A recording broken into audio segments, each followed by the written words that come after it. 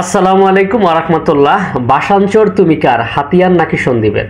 দীর্ঘদিন জটিলতা নিরসন করে বর্তমান অন্তর্বর্তীকালীন সরকার বাসানচরকে সন্দ্বীপের কাছে ফিরিয়ে দিয়েছে, কিন্তু এটা নিয়ে তেমন বিতর্ক না থাকলে ছোট্ট একটা স্ট্যাটাসের মাধ্যমে বিতর্ক তৈরি হয়েছে। বর্তমান একজন সমন্বয়ক বাসানচরকে হাতিয়ার দাবি করে হান্নান মাসুদের পোস্ট সমালোচনা সন্দ্বীপের বাসিন্দাদের, এটি প্রথম আলোর একটি শিরোনাম করেছে এখানে, যেটি হচ্ছে যে বাসানচরকে নিয়ে একজন সমন্বয়ক যার বাড়ি হচ্ছে হাতিয়া, হান্নান মাসুদ, উনি একটি স্ট্যাটাস দিয়েছে। সেই স্ট্যাটাসকে কেন্দ্র করে আসলে একটা সোশ্যাল মিডিয়াতে একটা তুলফার সৃষ্টি হয়েছে, যার ফলে আসলে এখানে প্রতিগত নিউজ হয়েছে যে আমরা বাসানচর সম্পর্কে যদি একটু জানি বা জানার চেষ্টা করি, বাসানচরটা আসলে কার ছিল, কিভাবে কোথায় গেল, কিভাবে এটা হাতিয়ার হলো। বাসানচর সম্পর্কে যদি বলি, সন্দ্বীপের দক্ষিণ উপকূলের কাছাকাছি 2010 সালের দিকে নতুন একটি দ্বীপ জেগে উঠেছে।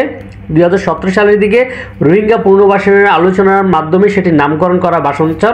একই বছরের দিকে জরিপের মাধ্যমে সেটিকে নোয়াখালীর অংশ হিসেবে অন্তর্ভুক্ত করা হয়। চট্টগ্রামের সন্দ্বীপের মানুষের তখন খুব সৃষ্টি হয়, কারণ হচ্ছে দ্বীপটি হচ্ছে সন্দ্বীপের সাথের একটি দ্বীপ।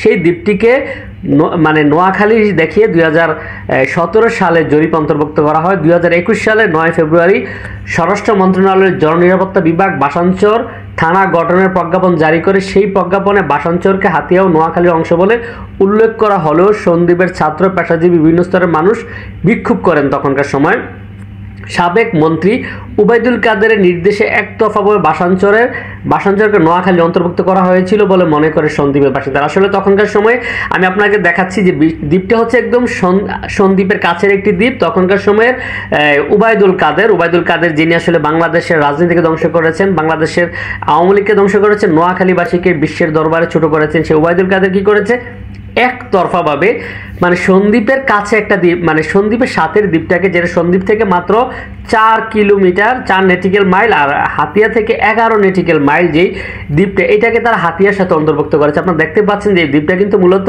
সন্দ্বীপের কাছে। তো বর্তমান অন্তর্বর্তীকালীন সরকার, এই সরকার আসলে সংস্কার উদ্যোগ নিয়েছে। যে সকল সমস্যাগুলো আছে, জোরপূর্বক যে কাজগুলো করা হয়েছে, এগুলোকে আবার আগের জায়গায় ফিরিয়ে দেওয়া হচ্ছে। যেখানে আসলে সন্দ্বীপের কাছের যেই বাসানচর দ্বীপটিকে জোরপূর্বক হাতিয়ার অংশ করা হয়েছিল, সেটিকে আবার আগের জায়গায় ফিরিয়ে দেওয়া হয়েছে। এটা আসলে হাতিয়ারে সন্দ্বীপের সাথে সংযুক্ত করা হয়েছে। তো এটা নিয়ে আসলে হান্নান মাসুদের পোস্টকে কেন্দ্র করে আসলে বিতর্কের সৃষ্টি হয়েছে। তো আমরা প্রত্যাশা করবো এরকম সুন্দর সুন্দর ডিসিশনগুলো অমীমাংসিত ইস্যুগুলোকে মীমাংসা করবে, এই প্রত্যাশা রাখছি। বর্তমান অন্তর্বর্তীকালীন সরকারকে ধন্যবাদ জানাচ্ছি সুন্দরকে সমাধান করে দেওয়ার জন্য। বিশেষ করে সন্দ্বীপবাসীর দীর্ঘদিনের দাবি ছিল তারা যেন বাসানচরকে সন্দ্বীপের যে অংশটাকে স্বীকৃতি দেওয়া হয় এবং সন্দ্বীপের সাথে রাখা হয়। এই ধন্যবাদ জানি, এই সুন্দর কাজটির জন্য ধন্যবাদ জানি। আজকের মতো শেষ করছি, কথা হবে অন্যদিন অন্য একটা ভিডিওতে। ভালো থাকবেন সবাই। আসসালামু আলাইকুম ওয়া রাহমাতুল্লাহ।